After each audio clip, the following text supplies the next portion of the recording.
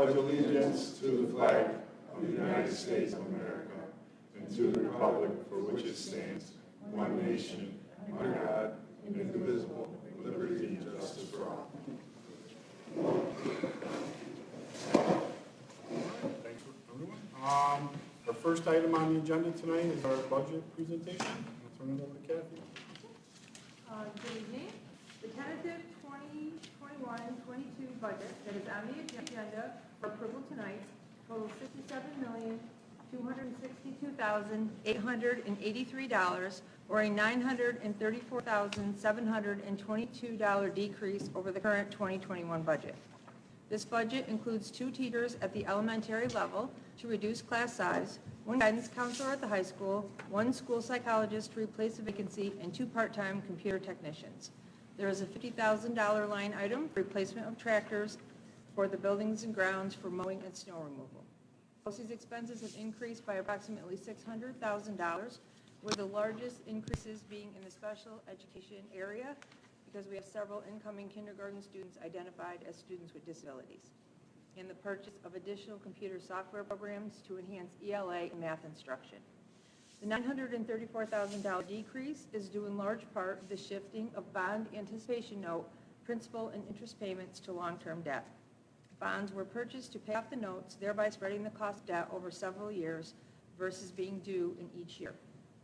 Revenue is decreased in concert with the decrease in this expense as well, as you can see by the lower amount of building aid projected for the upcoming fiscal year. Another area of reduction is in the fringe benefits area. The district is a member of a health insurance consortium, and through member education and the increased use of telemedicine, in part due to the pandemic, the trust made the decision to reduce the rates charged to the districts. That resulted in approximately $450,000 in savings for Gloversville. The district received approximately $1 million in additional foundation aid this year. Other aid categories in the governor's budget remain somewhat flat, although if you compare the district's proposed revenue with the governor's budget, you will see some variances. BOCES and transportation aid vary slightly because these aids are based on prior year expenses, and due to COVID, costs for those services were decreased. In addition, the district contracts with Questar 3 BOCES to prepare and submit stacks, so they have estimated high-cost aids to be significantly higher than the governor's runs, as reflected in the projections. The property tax cap calculation figure is 1.13%, which equates to a $172,546 increase to the tax levy.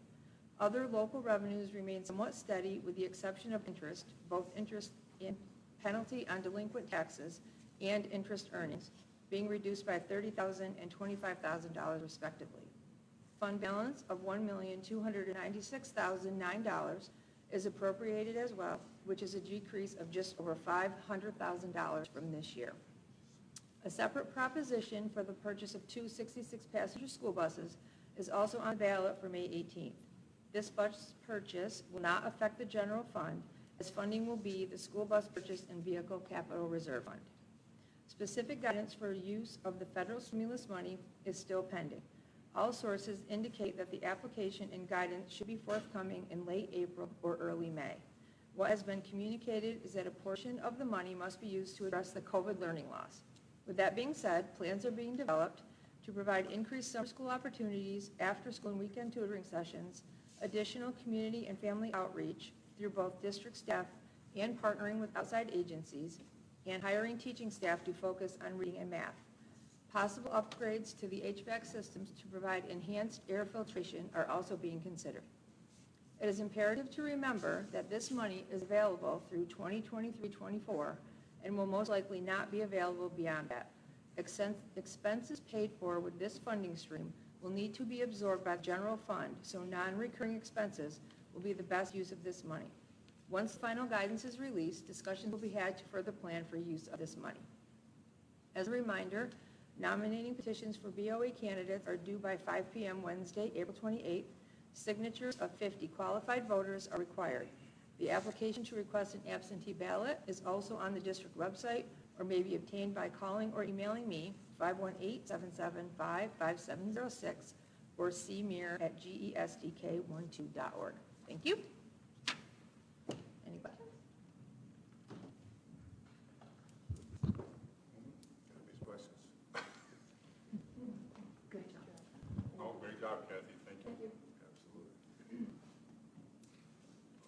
move on to the next item, is public comment. Don't see anything there. If anybody has any public comment, you can drop in a comment on the Facebook Live feed. Just need your address to go along with that for the record. We'll get those either at the end of the meeting or someone will reach out to you afterwards. Board discussion, here's the Board of Education minutes from the March 29th meeting. Any comments or questions on those? Motion to approve those minutes. Sharon, seconded by Ed. All in favor? Anybody else have any other? I just want to start with a question. We have any guidance on when we start opening up track and stuff like that to the public? Our sports teams are using it. I don't have an issue with the track being open right now. And to be honest with you, it's the first time I've heard that question. I guess with the tennis courts being open, I assume the track was open as well. But I'll ask Mike tomorrow. But I certainly would like to see the community be able to utilize it as soon as possible. Anything else for board discussion? All right, moving right along to the next item is the superintendent's report. Good evening, everybody. Those joining us from home, I'm happy to see how many people we had join us for the last meeting. So we may keep our family busy one night a week, even when the COVID crisis is past. It seems to be a great way to reach the community. So we appreciate people tuning in.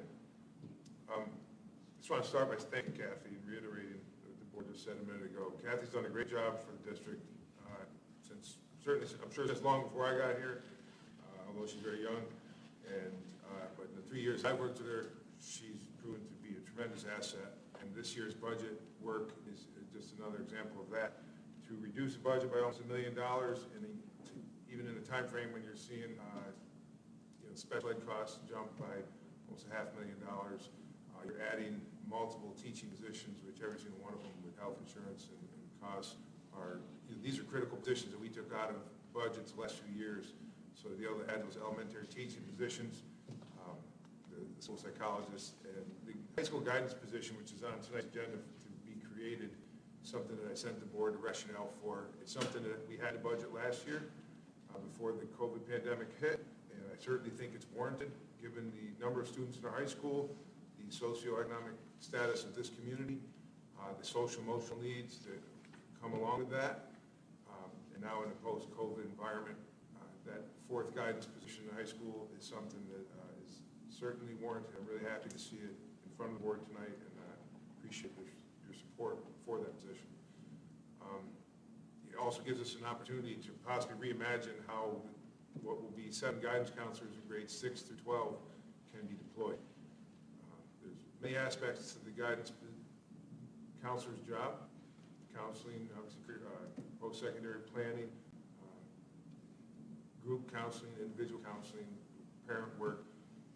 There's a lot of scheduling, obviously, just figure out what courses students are going to take. They wear many hats, and my hope is that with the addition of this fourth counselor in the high school, we can look at how they work with the middle school counselors, with the middle school administration, and it's something that we hope when we get a breath to in this position, hope it gets approved and somebody's appointed, we can look at the skill sets of the people who are in that guidance department and come forth with a plan of how best to utilize them for the interests of the students. My experience is 16 years in administration is the guidance department can make a tremendous difference in the trajectory of a school's success. And it's something that certainly administrators heard me talk about it repeatedly. And it's not saying our current guidance staff do not work hard. I think they work hard for our students. But I think there's a way for us as a district to work smarter, not necessarily harder, by utilizing the various talents of the people in those positions. The CDC, Department of Health, physical distancing reduction from 6 feet to 3 feet. I'm sure the community and many parents have received a survey that Mr. Wager put out, and we received a lot of feedback from parents. So the State Department of Health was kind of slow in coming around to adopting the CDC's recommendations of the 3-foot distancing as opposed to the 6-foot for school, with an emphasis on primary education, with the understanding that cohorting in the high school is pretty difficult. If you bring everybody back in the high school on the same day, with the amount of different courses that kids take, the necessity to clean classrooms is making that lift pretty hard right now for our 9th through 12th graders. Dr. Nally and his staff have done a nice job in bringing back a lot of students in high school, but at this time, we're going to hit the pause button on trying to bring our 9th through 12th graders back, all of them full-time, because I think we're going to have a very difficult time cleaning every single room that's being utilized every 40 minutes properly. And we don't want to do it in half measures. We want to make sure we do this correctly. Our pre-K 8 population is cohorted in a manner that allows us to bring all of our students back. There are some obstacles, such as the necessity for students to wear masks all throughout instruction. And that's something that a lot of surrounding districts have had in place since September. We made a decision to try to allow students to remove their masks during instruction if socially distanced by 6 feet. So bring our students back pre-K 8. They will be required to wear masks in instruction, and we will have to schedule mask breaks. A lot of students do it anyway. As I walk around the buildings, students keep their masks on, frankly, better than I do, better than most adults from what I can see. They're very compliant. I don't think it's going to be a game changer. As I said, my own kids in the surrounding district and every other district that I'm aware of has had mandatory masks during instruction, so we know it can be done. One of the things I've seen on the survey is that some parents are reluctant to have kids wear masks throughout the day in instruction. I think the administration could speak to the fact that kids can handle it, and they do handle it, and the desire to get them back in every day, even though there's only 6 to 8 weeks left in the school year, there's a couple of reasons. One, we think it's good for kids to get back into the routine 5 days a week, build up their grit and their understanding of what school should entail. 5 days a week, in-person learning. It provides us an opportunity to assess them, both academically and socially and emotionally, better than we are able to on a 2 to 3 day basis. And it also gives us a dry run to see where the shortcomings may be in our planning for the coming school year. We can plan all summer, but unless you try it out, you really don't know where the difficulties are going to lie. By bringing kids in the last 6, 7 weeks of the school year, we should be able to determine what areas we really need to focus on. In my conversations with the high school administration, when we decided to kind of hit the pause button on trying to bring all the high school kids back, one of the things we identified is the desire to try to cohort as best we can in high school. And what I mean by cohorting is having kids travel in groups. So your 9th grade, 10th grade, even 11th and 12th graders, where possible, in your core classes, the classes the kids have to take in order to advance to the next grade level or graduate, try to keep them with the same students as much as possible. You're not going to do it for all classes, but at least if you have your cohorted for your core courses, math, science, English, social studies, possibly phys ed, courses that everybody has to take, then it's something that it makes the lift a little bit easier when it comes time to clean and worry about how to disinfect. Unfortunately, I can't sit here today and say I think this crisis we pass this come September. I think we can all agree that that would be a little bit short-sighted, naive.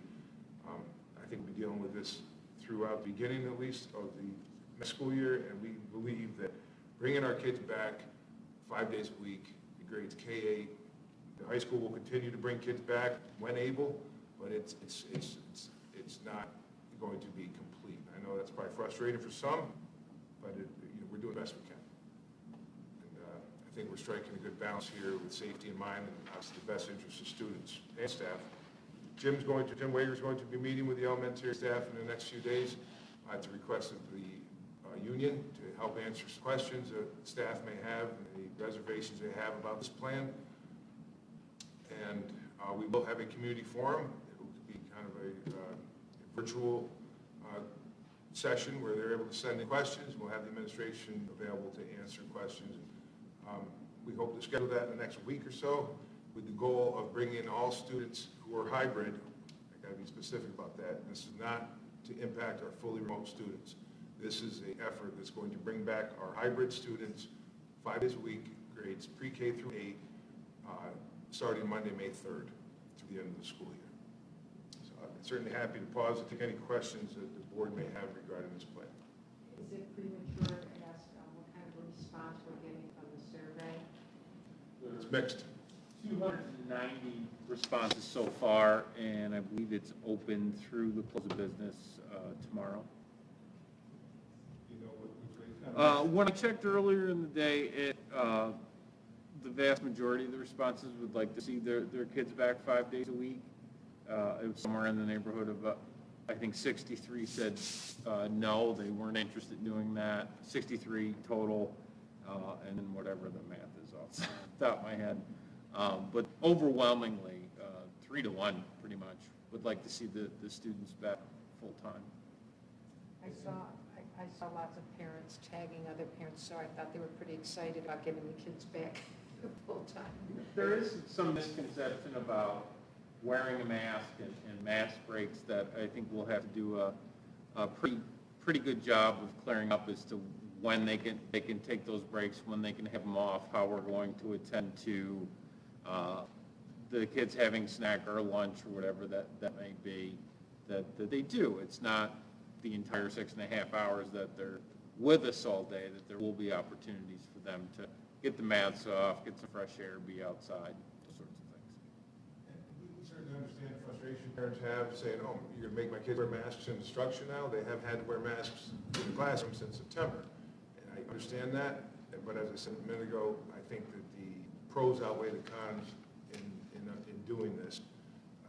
And the fact that many students in all surrounding districts have been required to wear masks since September, we know that kids can learn with their masks on. It's obviously not ideal, and hopefully sooner than later, the mask mandate will be lifted completely. But until then, we got to get back in the business of educating students in the best manner we can, and that's in person 5 days a week. So we hope that those parents who are not happy about that decision understand our rationale and will come around when we move in that direction. Next, Talking is Teaching update. I sent an email to all staff today. We had a meeting, the first meeting of the committee of Talking is Teaching. Nancy Brown presented the last board meeting. Her and Dr. Stetzel really were the catalyst to getting this off the ground. We're working with the city. They have a WebEx with the mayor and the head of transportation, Brent Warren, on Wednesday afternoon. Hoping to get signage on the city trans system. We're putting out a fundraiser in the district on our Dress Down Fridays for a couple of weeks, district-wide, for people to donate for the little libraries that we're hoping to put around the city. We're hoping to at least fund 4 of them through the district's measures. I think we will achieve that. I think there's a lot of people who are excited about it. And when I sent that email out today, I've already received numerous responses from people saying, I want to be involved in this. How can I help? The committee already has roughly 15 staff members on it.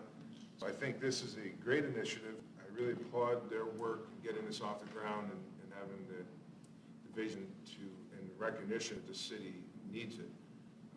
The hospital's on board as far as giving books to new parents and stressing the importance of parents' role in educating their children. I'm going to work with Osama to get as much literature on Talking is Teaching on our website for people who may be interested in learning more about it. And if parents and listeners to this meeting wish to donate, feel free to email me, and we will be happy to help you out. People have asked can we build these, and we looked at the pros and cons of trying to build them ourselves. We want to get it off the ground sooner than later, and maybe moving forward we can have technology classes construct these, but for under $400 you can already build these, and they've survived hurricanes in cities in the southeast United States. They're proven to be durable, and they look nice, they're aesthetically pleasing, and we think that this is the best move. They're maroon, so they have our colors, and we hope to put some designs on them. They're working with graphic designer to create a nice emblem. So we're pretty excited about Talking is Teaching, and again, I can't thank them enough for getting it off the ground. I'm not sure if I sent the board this, but if you have been by Boulevard lately, both of the rims are off the baskets. We've had some incidents there in recent weeks where we've had far too many kids there. They're jumping over the 4-foot fence. It's when the after-school program is still supposed to be there. Police were called. It was a kind of a foolish altercation between an adult and some kids. I'm not happy about the vandalism, obviously, and we don't like picking up beer bottles on our intermediate school playground. So I'm proposing, and I hope the board supports, a project this summer that for approximately $25,000, we can replace that entire 4-foot fence and match the brand new 20-foot fence that we have.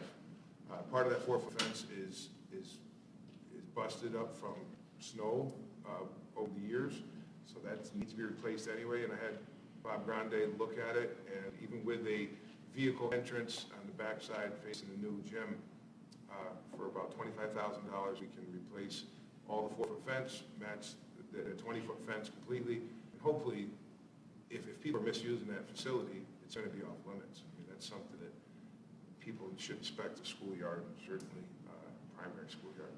So, any thoughts or questions? I'm not. Did I send an email out about that, the proposal? I'm sorry, I should have.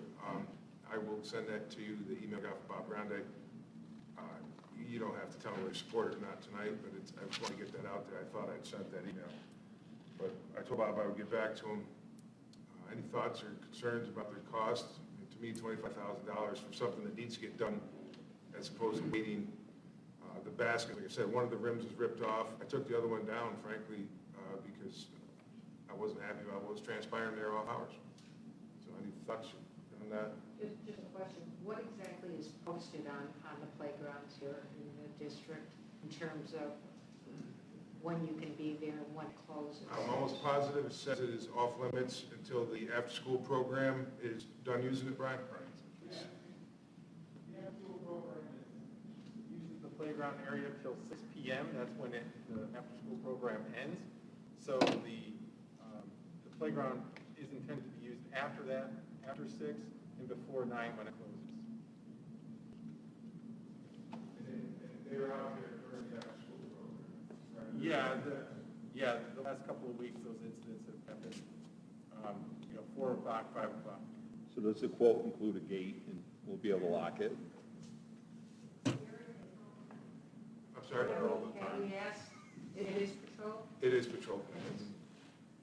That's, I thought about that when I was doing this update, that I could do a better job of working with the police department to see what we can do, what pressure we can put on kids and families to do what's right. But unfortunately, there's not much leverage that we seem to be able to hold those kids who don't seem to care. It was an ongoing issue for 15, 20 years. I think it's a great idea to add that fence. I've had several times, I've been there with my young kids, and there's been a lot of those same incidents. So I think that the police do the best job they can to try to patrol it, but they can't be there 24/7. So I think it's, it'd be money well spent to secure the grounds. This extension of the fence is not currently part of the planned project, and my conversation with Bob, I'd like to get it done as soon as possible. He thought that if the district could, sorry, Kathy, go inside you. You're not, I talked to Okay, all right, good.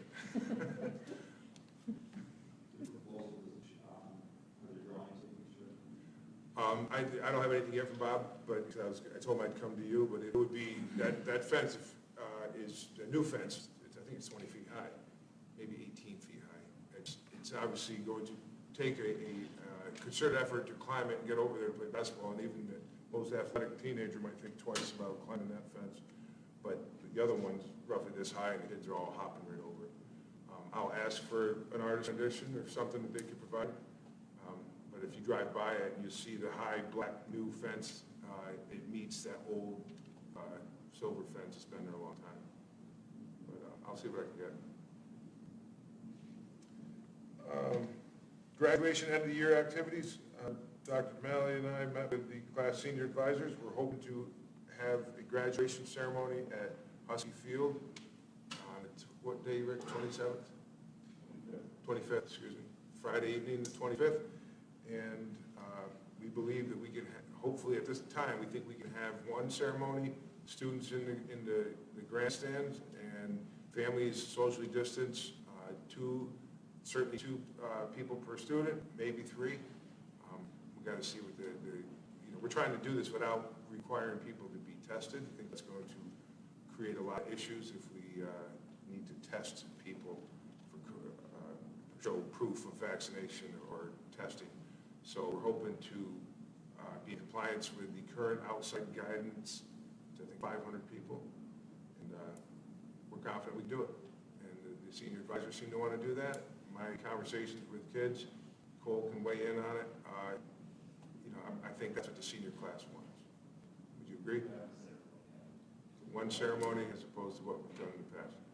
So it's a different year. Last year, this was all much more new to us. So we think that, and obviously the regulations have loosened up considerably. So we hope to be able to do that. Senior advisors are also tasked with asking the class exactly what they want to do in a form of a prom or a senior soiree. I sent the board the proposal for the senior soiree, which would be a catered dinner here under tent on our campus. Senior and one guest. They could use like the turf field for a dance floor. They could maybe dance socially distanced. That would be pretty cool to see. They could have the bonfire, maybe some fireworks. And the class has raised $20,000. They worked hard. We want them to be able to utilize that money and enjoy themselves. So whatever the class determines is the direction I wish to move. The other proposal that I spoke about last time, which was the prom type event at the golf course, that's going to be a little bit more difficult to pull off because of testing requirements. Dancing will be restricted completely. So I think when the seniors kind of see these proposals in front of them, it might be self-evident which direction they wish to move. Has that come to you guys yet? Yeah.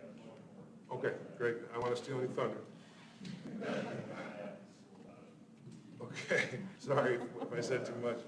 I want to recognize Bernadette Callender, Boulevard Assistant Principal candidate, who's on the agenda. She's with us tonight. Bernadette hails to us from Honeston and comes highly recommended. We've been put through the paces in the interview process and really did really well. And we're really excited about her joining our administrative team. Bernadette, you want to say anything? I'm just really grateful for the opportunity, and I'm excited to be here and work with the team and meet more of the community members and especially the students. Thank you very much. And last but not least, I want to congratulate the tenure appointments on the agenda tonight. We have 7 GTA members: Ryan Field, Yvette Dorr, Nicole Mongan, Erica Cashin, Julie Stover, Bobby Joe Lindsay, and Julian O'Toole.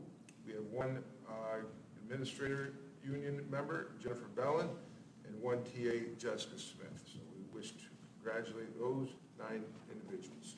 That concludes our report.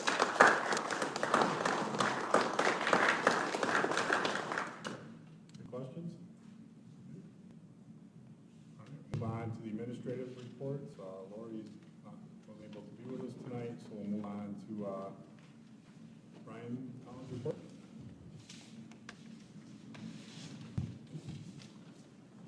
Good evening, everyone. You have in your packet the report. This is just a brief update. I think the biggest thing that I wanted to discuss was the projected changes in our special education programming for next year. I would say that they qualify as minor changes, but in the Office of Student Support Services, we're always looking at our programming and reflecting each year, trying to find ways that we can better meet the needs of our students. I think the biggest thing that we're looking to do for next year's changes is align our programming, continue to align our programming K-12 so that options are available for students in a particular program as they were to move through their academic life. It's highlighted here a few things. We're looking to adjust our current 812 program and make that an 811 program. What that would do is allow for that program to exist from grade K all the way through grade 12 without there being any variations in students having to shift if they needed to as they progress through elementary school, middle school, and high school. We are currently still exploring options to expand on our 15-1 program. That is something that we did last year at Boulevard. We're looking to expand that in our grades 3 through 5 and then at the middle school. That's all contingent upon how certain things play out as we continue to go through the annual review process. But I think that's a program offering that is vital to our student success and something that as we look out a few years from now, we're hoping to grow each year in different areas until we can ultimately achieve that goal where that's available again for K-12 for all of our students. At the middle school, we do have one change in the way that we're going to provide services. We are going to shift from the co-teach model at the middle school to a direct consultant model. We currently offer the direct consultant model as well at the middle school, but what we're trying to do, again, is bring that in alignment with how we provide services throughout the district. Our students at the high school level receive integrated services in the direct consultant model. This would further get our middle school students that receive those services in alignment with how they would receive services as they progress through from middle school into high school. The other thing that may do is, as we go through a year or two of the scheduling process, is that may also allow us to expand our 15-1 program offerings as we go through each year. So that all kind of works together, that shift. And then lastly, we're always looking to expand our social and emotional learning opportunities. This year we did partner with the Family Counseling Center to expand in certain areas, and we are looking with our current staff and then also in partnerships, as Kathy mentioned, we're looking at those opportunities where we can continue to expand that across the board in grades K through 12. So those are the projected changes for next year in the special education program. For state testing, the New York State alternate assessment was the first state test that kind of entered into this the window. We didn't really know where it was going to go as we went into January and February this year with state testing, but that window began in March, so our students that qualify for the alternate assessment begin that process. That's both in-district and out-of-district students. As Ms. Mayor mentioned, we're looking for summer opportunities for our students across the board. A lot of our students currently have the opportunity to attend extended school year programs through HFM BOCES. So we are looking for opportunities where we can work in conjunction with existing programs that the district has offered at both the elementary, middle school, or at the elementary, middle school, and high school, and looking to build on that so that we can provide those additional supports in academic areas and the social emotional areas to help our students transition back what we hope to is a full-time program in the fall. So that's something that we have started those discussions internally with building administration and then of course with our teachers, and we will be reaching out to parents in the very near future to get some feedback on, you know, the type of program that could be, that they would find beneficial for their students in zone. Out-of-district placements, I think it was the last board meeting when we got the budget was discussed, you know, and we look at the cost to the district for those placements for our students that attend out-of-district. We are reviewing all of our out-of-district placements, as we always are. But what we have started is to develop a long-term plan where we can start to find opportunities to bring some of our students that attend programming outside of the district, where we can provide those opportunities for those students within district. That's a longer process. It's not something that we would do quickly, because one of the main things that we want to do is ensure that we can provide and meet the level of service that those students are currently receiving in the programs that they're in. But we have met with Mr. Haller and Ms. Mayer, projected a couple different programs that we have set our eye on that we can expand in district to provide those opportunities for our students. And then lastly, we're fully involved in the annual review process. I do just want to thank our parents. Our participation has been very solid this year with parents joining our meetings. And I think that's, you know, this process is very intensive, but it's extremely important because that's where we can have those conversations with families to talk about their children's programs and, you know, what they're hopeful to receive, parents as well. So, you know, that's an extended effort that all of our providers, our teachers, and our administrators go through to make sure that we have that system in place to foster, you know, quality conversations about what's available for our students. That's it. Any questions? One of the things we're trying to do, Ryan, first of all, I just want to say that Ryan, I think everybody who works with him would agree that he's very professional, knowledgeable, and hardworking. And the special education department has gone from an area of concern in 3 years to one of the strongest departments I see in the district. Forward-looking, flexible, adaptive. They do a great job. And one of the conversations that I've had is Ryan, Nikki, and Jen's credit, and also all the people that work with them in that department.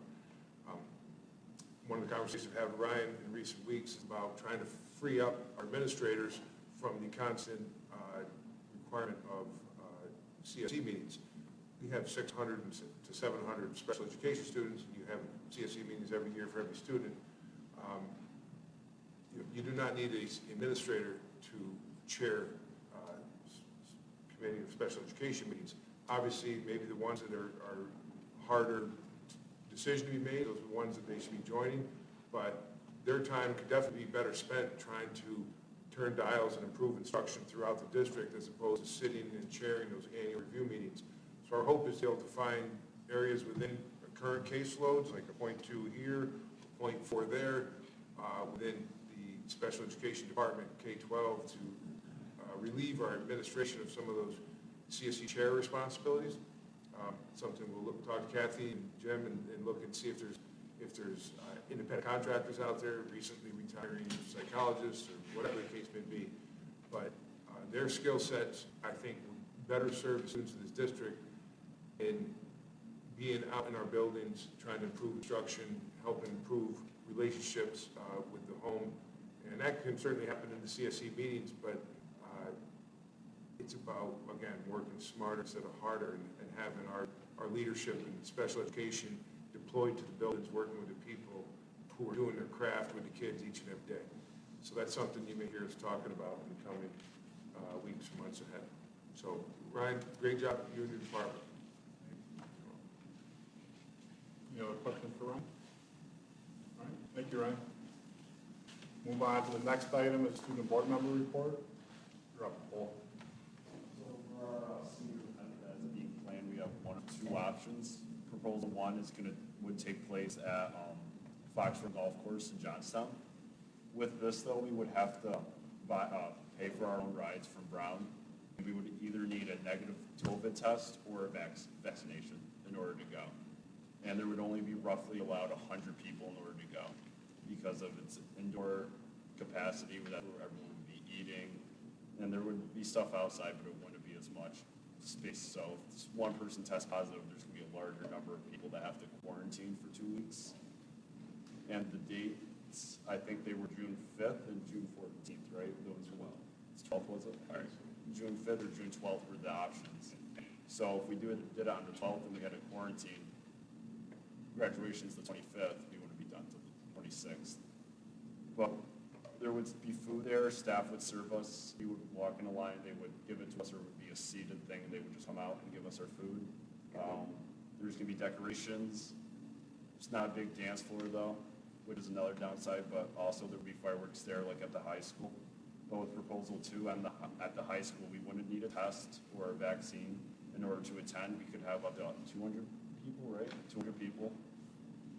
And soccer field would be the dance floor. We would be able to do more stuff, have more decorations, a picture area, have the campfire. And today at the meeting, we had roughly around 25 students show up, and we put out a survey at 4 o'clock with the two options. And we had 35 responses, and so far we had 25 vote for GHS and 10 vote for Foxtrot. So right now, it's leaning towards GHS, and the voting closes tomorrow at 4. And once it's done, that's where our senior event will be. Any questions? Sorry. You're all right. Save my breath. Well, I guess my one question for you, Cole, is which do you prefer and why? Up to 200. You're able to drive yourself, so that would get rid of the travel barrier. We could have more people, and for people that don't want a vaccine for whatever reason or can't afford to get their own test, they'll still be able to come and enjoy and hang out with all the seniors. That's why I voted for GHS.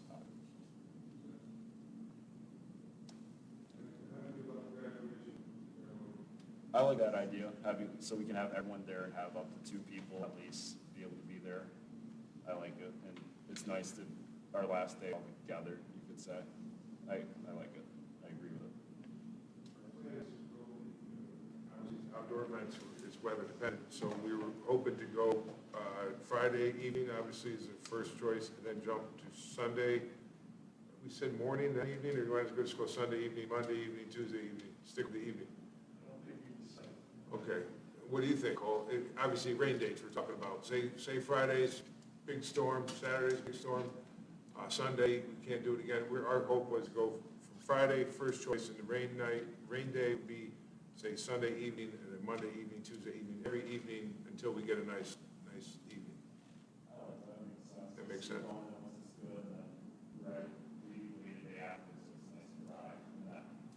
I'm told that field drains really well. Demo says that. Demo says he can take it to the bank. Thank you, Cole. And does the board have any thoughts about graduation? Any questions or concerns about the plan? Department of Health is supposed to have the finalized guideline by the beginning of May. Because what the governor put out was really confusing. No shocker, but. Yeah, we have pretty detailed guidance on outdoor events and how many people you can have, whether or not you need to test. And I don't have it in front of me, but I believe it's 500 without testing on outdoor public events. I don't know. We got to look into that then. I thought I was on solid ground with them. I guess my question would be, CDC guidelines are one thing, and then our local Department of Health approving certain activities based on our positivity. On the positivity rate, the CDC makes recommendations, and the New York State Department of Health decides whether or not New York State's going to follow the CDC's recommendations. And Fulton County Public Health will follow New York State Public Health. But you're right, if the positivity rate remains elevated, right now it's over 4%, and I have not heard them say these outdoor, limit numbers are going to change. I wish I had that in front of me, and nobody has that. You're down in my office. That's right. And there's a little chart that shows there is a 500 capacity number, and then I'll share it with the board. I might have already shared it, but it has indoor capacity, outdoor capacity, private, public, and I've not heard anything about counties having the right to say you can't do it because of this or that. Not to say they won't or can't, but in my conversations with Laurel Hedwell, with the other superintendents, they don't really want to get into a position of telling you whether or not you can do something. It's like, here's the guidelines. That'd be a change to the policy. Website says, We're not aware of that social distance with masks. That's what I'm reading on New York State. so that's what I was reading as well. And I'm pretty sure that we do not need to provide COVID tests, because that's something that certainly would be an issue of trying to require people to either show proof of a recent COVID test. Right. About the 200 people outdoors with testing, up to 150 indoors, and up to 500 outdoors with testing. So the required testing to go 500. Required testing is weird. 500 people out there, that is limited to 20% capacity, Which would be Husky Stadium. Does that say we need to test? Test or vaccine, what? Yeah, tester, proof of But then vaccine. some places said it was 500 plus.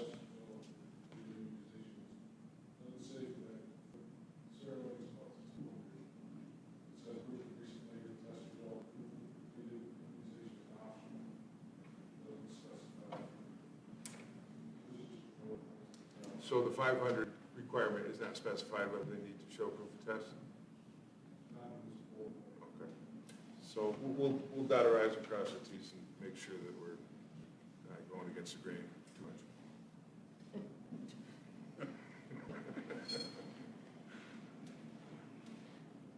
Any other questions for Cole? All right. Move on to recommended items, 8.01 through 18.19, and we are pulling and voting separately on 18.01, 02, and 03. Or is that like to vote on all of them separately? No. I say no. Ed can stay all night for that. Any questions on any of those items? Motion to approve 18.01 through 18.19 minus those three items. Motion by Kelly, seconded by Kevin. All in favor? I'll take a motion for 1801. Jen, seconded by John. All in favor?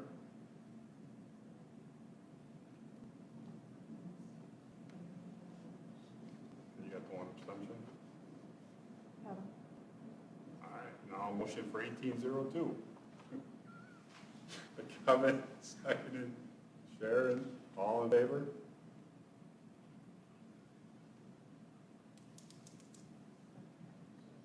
All right, then a motion for 18.03 by Ed, seconded by Kevin, all in favor?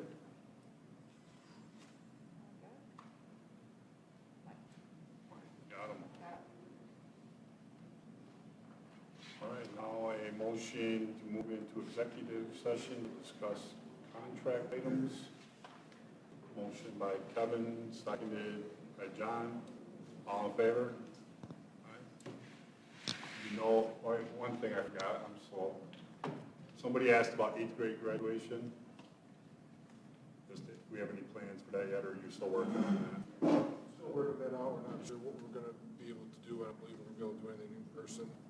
We haven't really had that conversation, but we did a virtual ceremony last year, I think if we had to, we could improve upon that for this year's group. Osama was pretty instrumental in that. Beyond that, we have to have that conversation. Yeah, we'll certainly look, give it due diligence, look at it, see if there's something we can do to improve upon it, and look at our numbers. Clearly, we gotta get our facts straight on what we can do and what we can't do without facts. All right. Proof. Then just all in favor of executive, real quick. Thank you. All right, there'll be no action taken after the